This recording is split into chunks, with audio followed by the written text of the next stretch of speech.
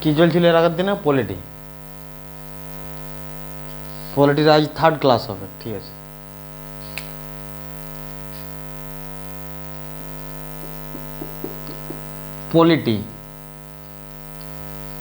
পলিটির আগের দিনে ভাগ একগুলো করা নিচ্ছে। ভাগ একে কি করানো হয়েছিল? পলিটির ভাগ ভারতীয় সংবিধান ভাগ 1। ভাগ একে কি বলা ছিল না, ভারতের আমাদের কি বলেছিল এক সম্বন্ধে, যে 1 থেকে কত পর্যন্ত ছিল, কতগুলো ধারা ছিল ভাগ একে? 1 থেকে 4 পর্যন্ত। মানে ভারতের যে ভূমির যে ক্ষেত্র, সেই ক্ষেত্রটা সম্বন্ধে আলোচনা করেছিল। মানে এখানে ক্ষেত্র সম্বন্ধে আলোচনা, যে ভারতবর্ষ কতটা জুড়ে বিস্তৃত থাকবে সেটা নিয়ে আলোচনা করা হয়েছিল। 1 নম্বর ধারাতে কি বলা হয়েছিল? 1 নম্বর ধারাতে ভারত রাজ্যের ইউনিয়ন, ভারত কি রাজ্যের ইউনিয়ন। 2 নম্বর কি বলা হয়েছিল? বিদেশি রাজ্যকে ভারতের সঙ্গে জুড়ে দেওয়া,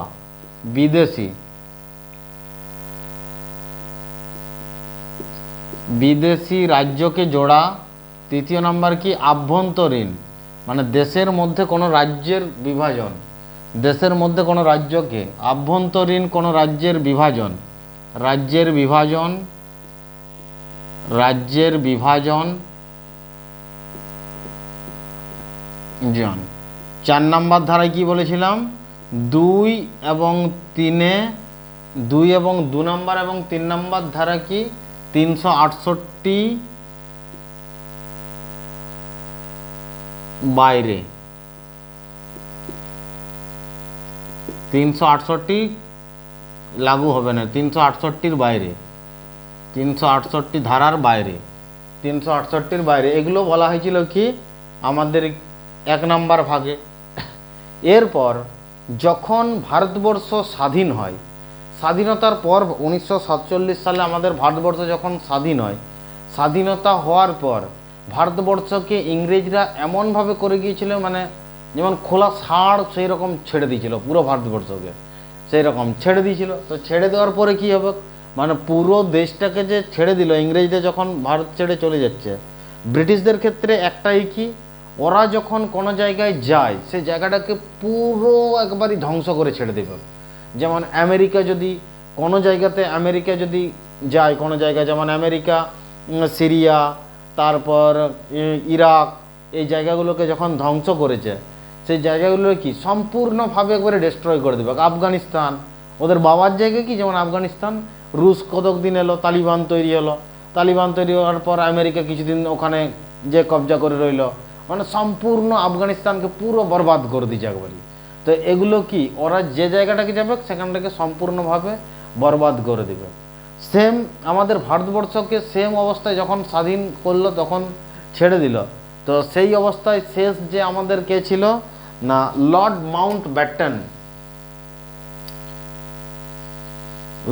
মাউন্ট ব্যাটেন ভারতবর্ষকে ছেড়ে দেওয়ার পর দেশকে, মানে কি আমাদের ভারতবর্ষকে সম্পূর্ণভাবে বিভাজন করে গেছে ওরা।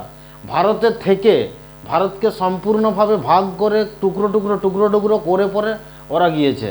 শেষ যে ভারতকে ভাগ করেছে এমনভাবেই না, ভারতকে স্বাধীনতা তো দেওয়া হলো, স্বাধীনতা দেওয়ার পরে কিন্তু যে ভারতের তখন প্রায় রাজত্ব চলতো, রাজত্ব চলতো। তো রাজত্ব প্রায় 552টা রাজত্ব ছিল, 552টা রাজার রাজত্ব ছিল। 500 আগে রাজা ছিল, রাজাদের রাজত্ব অনুযায়ী চলতো। তো বিভিন্ন রাজার রাজত্বতে অনুযায়ী চলতো, 552টা রাজত্ব ছিল। সেই রাজত্ব অনুযায়ী যেমন পাকিস্তান, ওদের ছিল কি মোহাম্মদ আলী জিন্নাহ, পাকিস্তানের হয়তো ওরা তখন হিন্দু মুসলমানে একটা পুরো সম্পূর্ণ ভারতকে ভাগ করার জন্য মোহাম্মদ আলী জিন্নাহ আলাদা দেশ করার সিদ্ধান্ত নিল। তো মোহাম্মদ আলী জিন্নাহর আন্ডারে চলে গেল কিছু রাজত্ব। তো বাকি আমাদের 552টা যেমন রাজত্ব ভারতের মধ্যে রয়েছে, রাজার রাজত্ব, তো এগুলো আছে। তো ইংরেজরা তখন বলে দিল কি, এই যে এতগুলো রাজা আছে, কোনো রাজা যদি চায় নিজস্ব স্বাধীন দেশ গড়তে পারে। আবার কোনো রাজা যদি চায় জিন্নার সঙ্গে যে যদি ওখানে আলাদা পাকিস্তানের সঙ্গে যোগ দেয়, যোগ দিতে পারে। আবার কোনো রাজা ভারতের সঙ্গে যোগ দিলে যোগ দিতে পারে। তো এইভাবে ইংরেজরা বলে গেল, এবং তার সঙ্গে সঙ্গে ভারতকে যখন নির্মাণ করা হয়, ভারতের সমস্ত রাজাদেরকে একজোট করে ভারতবর্ষ গঠন করা হয়, তার দায়িত্বে গেছিল এই 552টা রাজাকে একজোট করার জন্য। এক নাম্বার কি না, সর্দার বল্লভভাই প্যাটেল, সর্দার বল্লভভাই প্যাটেল, সর্দার বল্লভভাই প্যাটেল। আর কে ছিল? ভিপি মেনন। সর্দার বল্লভভাই প্যাটেল, ভিপি মেনন। আর ইংরেজদের শেষ যে গভর্নর জেনারেল কে ছিল? Lord Mount Batten, Mount Batten.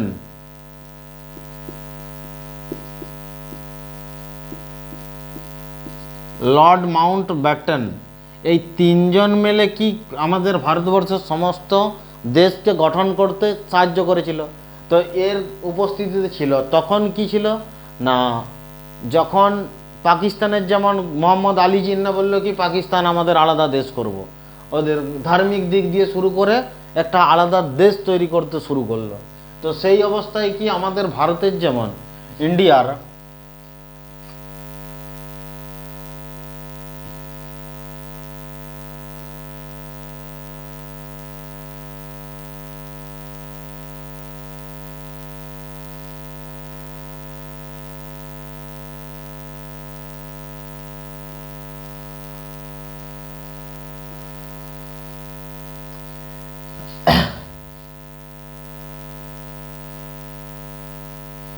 তো এই ভারতবর্ষের ক্ষেত্রে আমাদের যেমন এই জায়গাটা ছিল, এই যে এই ম্যাপের এই জায়গাটা রয়েছে, এই ম্যাপের এই জায়গাটা কি না জুনাগড় ছিল, জুনাগড়।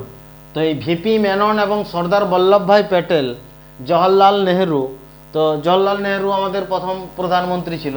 তো জওহরলাল নেহেরু যখন ভারতকে গঠন করে, তো গঠন করার জন্য সেই যে 552টা রাজাকে একজোট করে, বেশিরভাগ মানে যতগুলো মানে হিন্দু ধর্মের বেশিরভাগ যে জায়গাগুলো ছিল সেগুলো ভারতবর্ষের সঙ্গে ডাইরেক্ট মিশে গেছে, কিন্তু তা সত্ত্বেও কিছু কিছু এখানে যেমন ছিল জুনাগড়, এটা হচ্ছে কি জুনাগড়,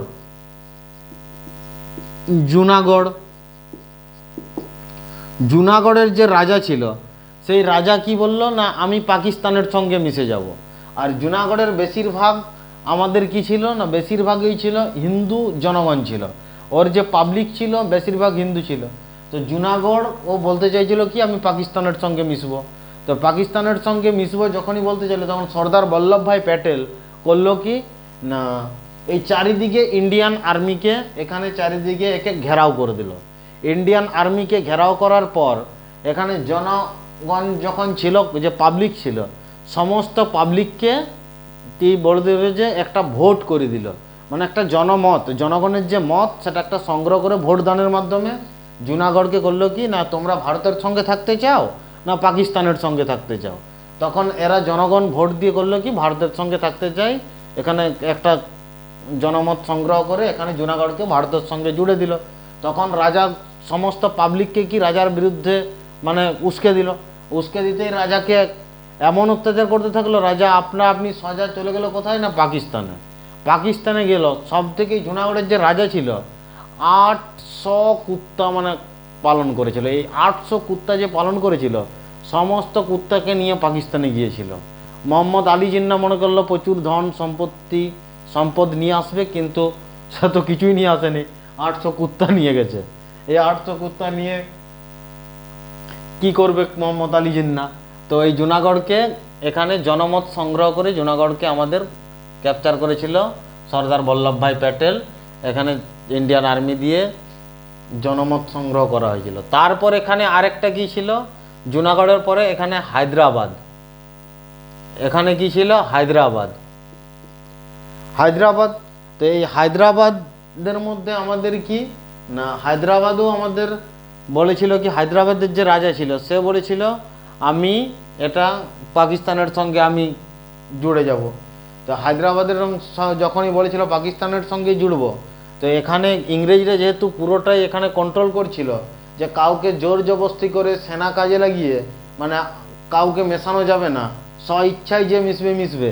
তো এখানে হায়দ্রাবাদের রাজার কে করেছিল কি, যখন ইন্ডিয়ান আর্মি পাঠিয়েছে, তো হায়দ্রাবাদের রাজা এতটাই মানে বদমাশ ছিল, সে গোটা বিশ্বের চারিদিকে সব যে রাষ্ট্রনেতা আছে সব রাষ্ট্রনেতাকে চিঠি করে দিয়েছে যে আমার উপরে ইন্ডিয়ান আর্মি মানে জোর জবরদস্তি করে হায়দ্রাবাদকে ক্যাপচার করছে, আমি আলাদা থাকতে চাইছি পাকিস্তানের সঙ্গে। তো যখনই চাইছে তখনই দেখছে সর্দার বল্লভভাই প্যাটেল, জওহরলাল নেহরু দেখছি গিয়ে তো প্রবলেম হয়ে যাচ্ছে যে এখানে যে ক্যাপচার করবে, তো এটা তো চারিদিক থেকে প্রেসার আসছে।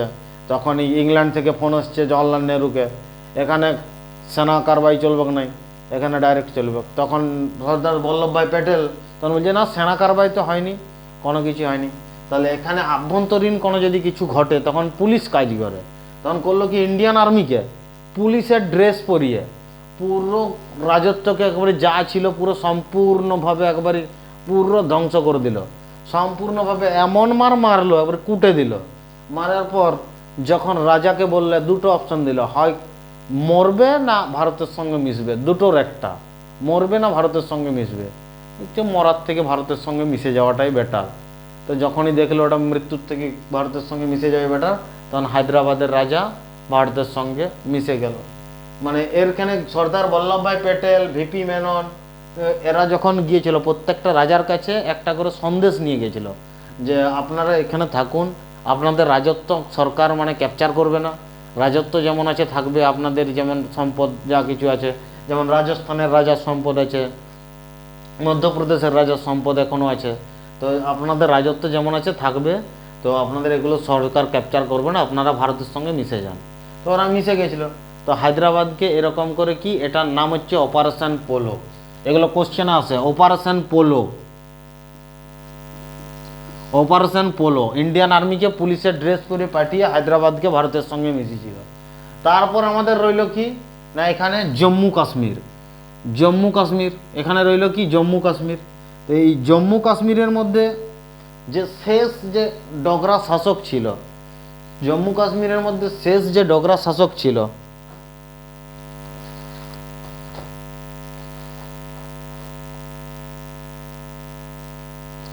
শেষ ডোগরা শাসক কে ছিল রাজা হরি সিং, শেষ ডোগরা শাসক কে ছিল রাজা হরি সিং।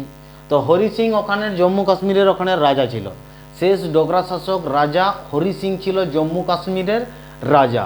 তো ওই জম্মু কাশ্মীরের রাজা তখন বলল কি না, এই জায়গাটা কি আমাদের পর্যটনের জায়গা, তো এই জায়গাতে আমরা প্রচুর পর্যটন হবে, আমাদের প্রচুর এখানে ইকোনমিতে প্রচুর ডেভেলপমেন্ট হবে। তো এই জন্য রাজা হরি সিং বলল কি না, আমি এটা আলাদা দেশ করব না, পাকিস্তান না, আমি মোহাম্মদ জিন্নার দিকে যাব, আলী জিন্নার সঙ্গে যাব না, ভারতের সঙ্গে মিশব। কিন্তু ভারতের আমাদের জওহরলাল নেহরু, ভিপি মেনন ওকে যে প্রস্তাব পাঠিয়েছিল রাজা হরি সিংকে, আপনারা এখানে আলাদা দেশ করে কি করবেন, ভারতের সঙ্গে জুড়ে যান, ভারতের সঙ্গেই রয়ে যাবেন। প্রস্তাবকে প্রত্যাহার করে দিয়েছিল, প্রস্তাবকে প্রত্যাহার করে দিয়েছিল। তখন কি 1947 সালে আমাদের দেশ স্বাধীন কত হয়েছে, 1947 সাল 15ই আগস্ট, 15ই আগস্ট 1947 সাল 15ই আগস্ট দেশ স্বাধীন হয়েছে। এখানে কি 1947 সাল 26শে অক্টোবর, 1947 সাল 26শে অক্টোবর আমাদের কি হয়েছে না, কাশ্মীরকে হরি সিং ভারতের হাতে হস্তান্তর করেছে। কেন করলো এটা, প্রায় এখান থেকে কতদিন টাইম, 15, এখানে 15, 30 আগস্ট, সেপ্টেম্বর, অক্টোবর, প্রায় 2 মাস, 2.5 মাসের মতো, 2.5 মাসের মতো, মানে 2.5 মান্থ, 2.5 মান্থ, প্রায় 2.5 মান্থ, 2.5 মাস টাইম লেগে গেছে। বাকি সব পুরো দেশের মধ্যে যতগুলো আমাদের রাজত্ব ছিল সবাইকে ভারতের সঙ্গে জুড়েছে, তারপর জম্মু কাশ্মীর মানে বাকি রয়েছে। তাহলে জম্মু কাশ্মীর কি রাজা হরি সিং বলল কি আমি ওর সঙ্গে জুড়ে যাব। তখন আমাদের ভারতের মধ্যে যে আমাদের সেনা প্রধান আছে, তখন সর্দার বল্লভভাই প্যাটেল বলল কি এখানে সেনা কারবাই করতে। তখন সেনা কিন্তু ছিল কাদের আন্ডারে না, ইংরেজদের আন্ডারে, মানে ভারতীয় যে সেনা কমান্ডার ছিল সে কাদের ছিল, ইংরেজদের। তখন ভারত স্বাধীন হয়ে গেছে কিন্তু সেনা কমান্ডার ইংরেজদের, প্রধানমন্ত্রী ভারতের আমাদের। আবার মোহাম্মদ আলী জিন্না পাকিস্তানের সেনা কমান্ডার কাদের, ইংরেজদের, কিন্তু মোহাম্মদ আলী জিন্না যেমন পাকিস্তানের আছে। তো ভারত তাহলে এখানে সেনা কমান্ডারকে বললো কোনো মতেই ওই জায়গাটাকে তাহলে মানে ক্যাপচার করতে পারলো না, ক্যাপচার করতে মানে ওই জায়গাটাকে মানে জম্মু কাশ্মীরকে মানে কোনো রকম করা যাবে না, তাহলে সেনা কমান্ডার বলেই দিয়েছে, দেখছে এখানে প্রচুর বাওয়াল হয়ে যাবে। আবার মোহাম্মদ আলী জিন্নাহ দেখছে আমার উপরে নিয়ম লাগিয়ে দিচ্ছে, তো আমি চাইছি কি পাকিস্তান ইয়ে করবো, সেনা কমান্ডারকে অর্ডার দিচ্ছে। সেনা কমান্ডার বলছে ওরাই তো ভাগ করেছে ইংরেজরা, তাহলে ইংরেজদের সেনা কমান্ডার কখনো ওকে আবার জুড়ে দেয় কোনো দেশের সঙ্গে? জুড়বে না। তো স্বাভাবিকভাবে তখন মোহাম্মদ আলী জিন্নাহ করলো কি, কিছু আতঙ্কবাদী টেরোরিস্টের হাতে বন্দুক ধরে দিল। আর বন্দুক ধরে দিয়ে কোথায় না জম্মু কাশ্মীরের রাজা হরি সিংয়ের রাজত্বে এন্ট্রি করে দিল। আর এন্ট্রি করে দেওয়ার পর এতটাই খতরনাক, এতটাই ভয়ঙ্কর, মানে ওরা দিনের বেলায় এক একজনকে গুলি মারত, যাকে তাকে যেখানে সেখানে যে গুলি মারত, গুলি মেরে এক একজনে 3-4 জনকে বিয়ে করত, রেপ করত, মানে এত অত্যাচার, মানে কল্পনার বাইরে।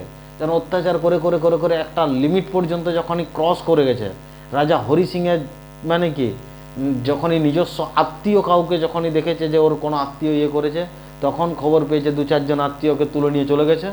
যে তখন রাজা হরি সিং দেখছে না, এ তো প্রচুর ভয়ঙ্কর, এ তো বিরাট খতরনাক ভয়ঙ্কর, তো এর সঙ্গে থাকা যাবে। তখন রাজা হরি সিং ছুটতে ছুটতে জওহরলাল নেহরুর পাশে এসেছে। তো নেহরুর পাশে এসেছে যখন, যে আপনি ভারতের সঙ্গে আমাদেরকে জুড়ে নেন, এইরকম এতটা পরিমাণে অত্যাচার করেছে, মানে এই অত্যাচার মানে অসহ্য, মানে অসহনীয়, এই ইংরেজদের থেকেও প্রচুর খতরনাক অত্যাচার, এ কল্পনা করা যায় না। তখন সেই মুভমেন্টে কি এই জওহরলাল নেহরু ইন্ডিয়ান আর্মিকে তখন ওখানে পাঠালো। কে ছিল না, ব্রিগেডিয়ার উসমানীকে পাঠানোর জন্য রেডি হলো। যখনই পাঠানোর জন্য বলল, তো সেই অবস্থায় সর্দার বল্লভভাই প্যাটেল জওহরলাল নেহরুকে বলল, দাঁড়ান, একটু আটকে যান, আগে প্রথমে ও সাইন করুক যে জম্মু কাশ্মীর ভারতের রাজ্য, অভিলেখপত্রে সাইন করুক। তো বলছে তারপরে আমরা সেনা পাঠাবো। তো অভিলেখপত্রে যখন সাইন প্রথম করালো, রাজা হরি সিং বলছে দাও আমি সাইন করে দিচ্ছি। তখনই সাইন করলো কি না, জম্মু কাশ্মীর ভারতের একটা অংশ, ভারতের সঙ্গে মিশে গেল, জম্মু কাশ্মীর ভারতের অংশ।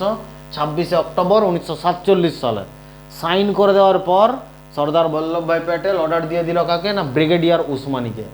ব্রিগেডিয়ার উসমানী এখানে তখন কি হয়েছে, এই যে 2 থেকে আড়াই মাস, এই আড়াই মাস যে টাইম, এই আড়াই মাসের মধ্যে ওই যে জঙ্গির যে আস্তে আস্তে আস্তে আস্তে জঙ্গির যে ঘাঁটি, তখন জম্মু কাশ্মীরে প্রায় অনেকটাই দখল করে নিয়েছে। এই যে অনেকটা জায়গা দখল করে নিয়েছে, যেটাকে আমরা এখন বলি পাক অকুপাইড কাশ্মীর, পাক অধিকৃত কাশ্মীর। এই যে পাক অধিকৃত কাশ্মীর, এই জায়গাটা হচ্ছে কি পাক অধিকৃত কাশ্মীর, পাক অকুপাইড কাশ্মীর অথবা পাক অধিকৃত কাশ্মীর, এই জায়গাটা ক্যাপচার করে নিচ্ছে। তো এই জায়গাটা কি ক্যাপচার করে নিচ্ছে, পাক অকুপাইড কাশ্মীর অথবা পাক অধিকৃত কাশ্মীর। এই জায়গায় একটা মেন, ওই যে জঙ্গিদের একটা মেন ঘাঁটি ছিল কি, নৌসেরা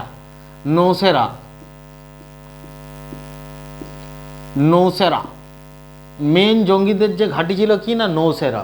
তো ওই নৌসেরাকে যেদিন থেকে ব্রিগেডিয়ার উসমানীকে দায়িত্ব দেওয়া হয়েছে, সেদিন থেকে ওই নৌসেরা ঘাঁটিকে ব্রিগেডিয়ার উসমানী 2 দিনের মধ্যে পুরো নৌসেরা ঘাঁটি খতম করে দিয়েছে। এমন মার মেরেছে, মানে পুরো ওই যে জঙ্গিদেরকে সম্পূর্ণভাবে তবাই করে দিয়েছে। তারপর এক তিল পর্যন্ত এগোতে পারেনি এখান থেকে পাকিস্তান। তো এই জায়গায় যে বর্ডারটা হয়েছে, এখানে কি বলা হয়, LOC, line of actual control. এই লাইন অফ অ্যাকচুয়াল কন্ট্রোলের পরে আর এগোতে পারেনি। একবার সেনা ছাউনির কাছে ব্রিগেডিয়ার উসমানীকে, তারপর মোহাম্মদ আলী জিন্নাহ ডাইরেক্ট অফার দিয়েছিল যে ব্রিগেডিয়ার উসমানীকে, তুমি আমাদের পাকিস্তানের সঙ্গে চলে এসো, পাকিস্তানের সঙ্গে যদি চলে আসো তোমাকে পাকিস্তানের সেনা প্রধান বানানো হবে। তো ব্রিগেডিয়ার উসমানী উত্তরে কি বলেছিল, যে আমি শপথ নিয়েছি ভারতের সঙ্গে থাকবো, সামান্য কেবলমাত্র প্রমোশনের জন্য আমি কোনো দিন মানে পাকিস্তানের সঙ্গে যোগ দেব না, কিন্তু দেখা আপনার সঙ্গে হবে, কিন্তু গোলটেবিল বৈঠকে নয়, যুদ্ধের ময়দানে দেখা হবে। ব্রিগেডিয়ার উসমানী এটাই বলেছিল।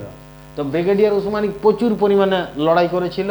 তো সেই মুভমেন্টে কী হয়েছিল না, এই জায়গাটা LOC তৈরি হয়ে গেল, এখান থেকে এগোতে পারেনি, যেটা এখন LOC, line of control LOC, এই লাইন অফ কন্ট্রোলের বাইরে আর এগোতে পারেনি, ওটাই বর্ডার হয়ে গেল। তো এই জায়গাটা হচ্ছে কি না, আমাদের পাক অকুপাইড কাশ্মীর, পাক অধিকৃত কাশ্মীর।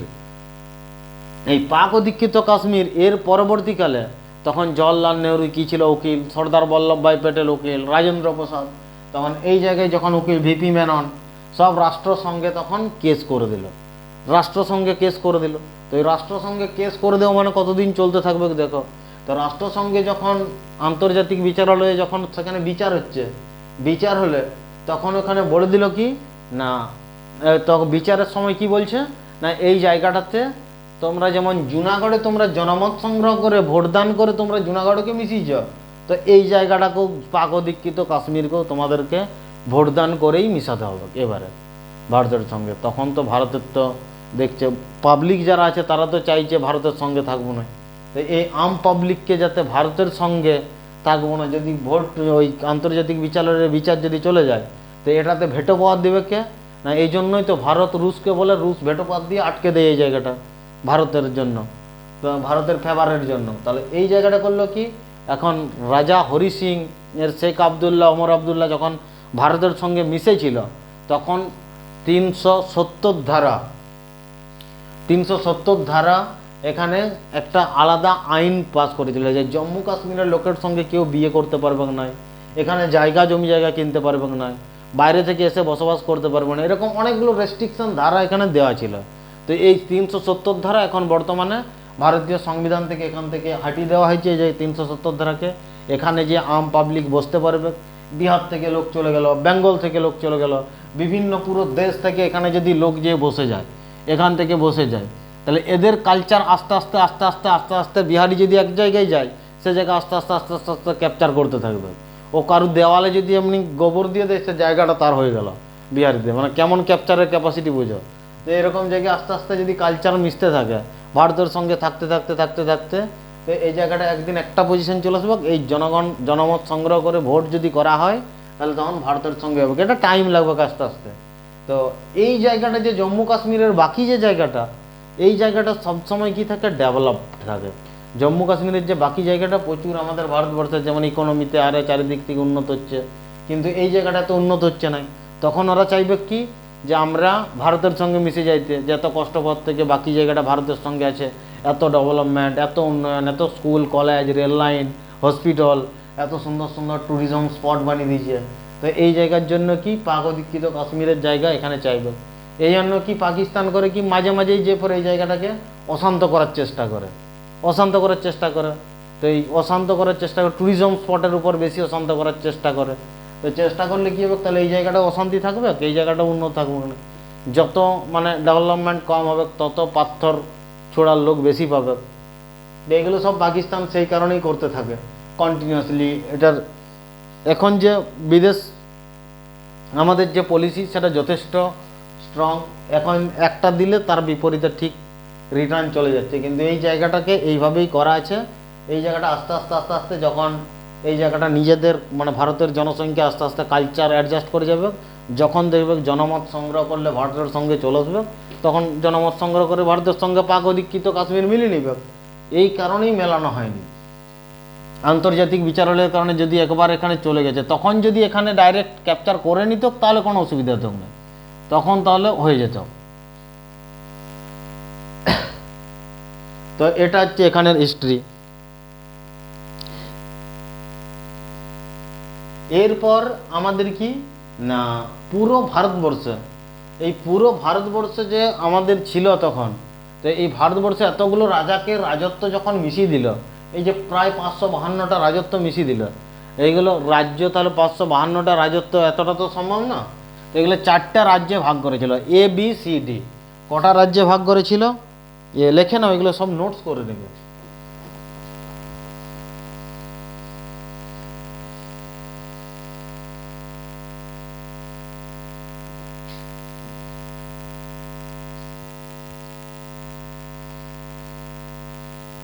এখানে 4টা রাজত্ব এখানে পুরো এখানে ABCD 4টা ভাগে ভাগ করেছিল। কটা রাজ্য ছিল, ABCD।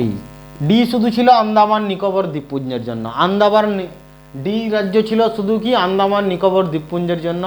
ABC এরকম রাজ্য ছিল ভারতে, এগুলো যে ভাগ করা ছিল।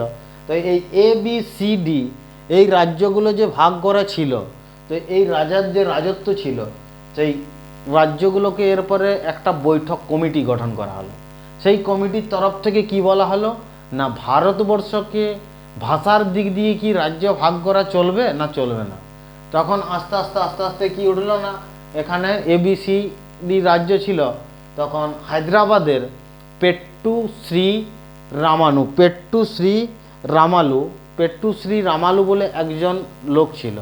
সে বলল কি আমাদের এই যে তেলেগু ভাষার যতজন লোক আছে সবার জন্য কি এখানে অন্ধ্রপ্রদেশ বলে একটা রাজ্য বানাতে হবে, অন্ধ্রপ্রদেশ বলে একটা রাজ্য বানাতে হবে।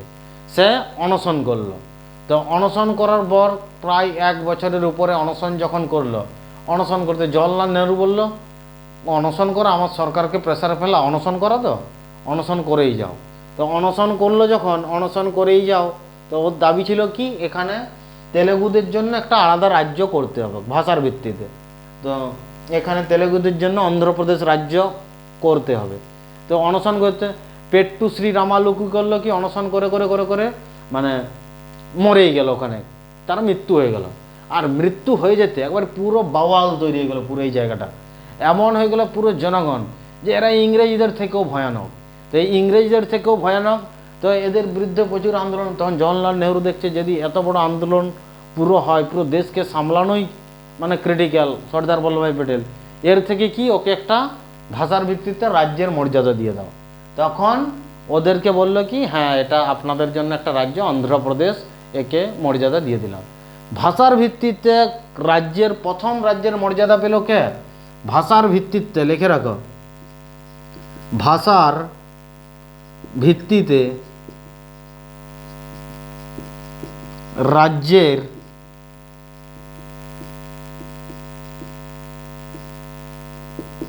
নাম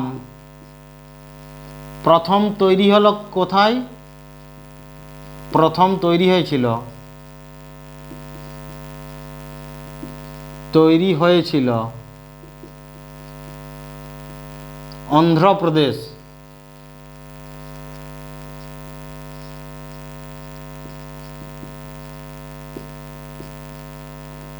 অন্ধ্রপ্রদেশ ভাষার ভিত্তিতে প্রথম রাজ্য তৈরি হয়েছিল।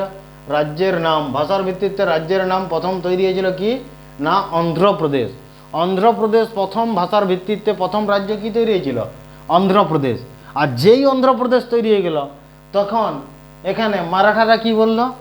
মারাঠিরা এখানে যে আমাদের জন্য মারাঠা চাই, তো এখানে মহারাষ্ট্র, মারাঠির জন্য ভাষার ভিত্তিতে মহারাষ্ট্র তৈরি হয়ে গেল, মারাঠিদের জন্য মহারাষ্ট্র। আর মহারাষ্ট্র যখনই তৈরি হয়ে গেল কি না কন্নড়রা কি বলল না কর্ণাটক চাই, কর্ণাটক। মালায়ালামরা এখানে তামিলনাড়ু, তামিলরা কি বলল তামিলনাড়ু। গুজরাটিরা কি বলল না এখানে গুজরাট, গুজরাটিরা গুজরাট। বাঙালিরা কি বলল বাংলা, উড়িয়ারা কি বলল উড়িষ্যা, উড়িয়ারা উড়িষ্যা। এভাবে ভাষার ভিত্তিতে পুরো দেশের রাজ্য পুরো এরকম গঠন হয়ে গেল। তো এখানে পুরো দেশ জুড়ে এরকম এক একটা দাবি উঠতে লাগলো, পুরো ভাষার ভিত্তিতে দেশের রাজ্যগুলো তৈরি হলো। তো সেই ভাষার ভিত্তিতে যে রাজ্য তৈরি হলো, বর্তমানে যেমন 22টা ভাষা আছে, যেমন বর্তমানে 22টা ভাষা আছে। এখন রাজ্যের সংখ্যা হচ্ছে টোটাল আমাদের 28টা রাজ্য, 8টা হচ্ছে অঙ্গরাজ্য আছে, মানে টোটাল 36টা। আর ভাষার ভিত্তিতে যেমন 22টা ভাষা সংবিধানে এখন স্বীকৃতপ্রাপ্ত আছে। সব থেকে উপরে যেমন কাশ্মীর, এখানে কাশ্মীরি, এখানে সিন্ধু আছে সিন্ধি, কাশ্মীরি সিন্ধি, পাঞ্জাবি, এই বেল্টে পুরো হিন্দি, কাশ্মীরি সিন্ধি পাঞ্জাবি হিন্দি, এখানে কি হিন্দি, এখানে বাঙালি আসামি, এই জায়গায় কি আসামি, বাঙালি আসামি, এখানে কি আসামি, উড়িয়া, গুজরাটি, মারাঠি, কন্নড়, গুজরাটি, মারাঠি, কন্নড়, তেলেগু, তামিল, মালায়ালাম, তেলেগু, তামিল, মালায়ালাম, তেলেগু, তামিল, মালায়ালাম, এখানে কি আছে ও তেলেগু, তামিল, মালায়ালাম। তারপরে কি হচ্ছে না উর্দু, সংস্কৃত, একটা আমাদের ধার্মিক দিক দিয়ে যেমন সংস্কৃত, মুসলিম ধর্মের উর্দু। তারপরে নেপালি, মণিপুরি, এখানে নেপালের কাছে নেপালি, মণিপুরের কাছে মণিপুরি, কোঙ্কনি, বোডো, ডোগরি, মিথিলি, সাঁওতালি, এই 22টা ভাষা আমাদের দেশের মধ্যে সংবিধানে বর্তমানে স্বীকৃতপ্রাপ্ত আছে। তো এইভাবে আমাদের দেশকে গঠন করা হয়েছিল। তো ভারতবর্ষকে গঠন করা হয়েছিল কি এইভাবে গঠন করা হয়েছিল। তো সাহায্য করেছিল কে? VP Menon, Lord Mountbatten, Sardar Vallabhbhai Patel এর নেতৃত্বে এই দেশ গঠন করতে সাহায্য করেছিল।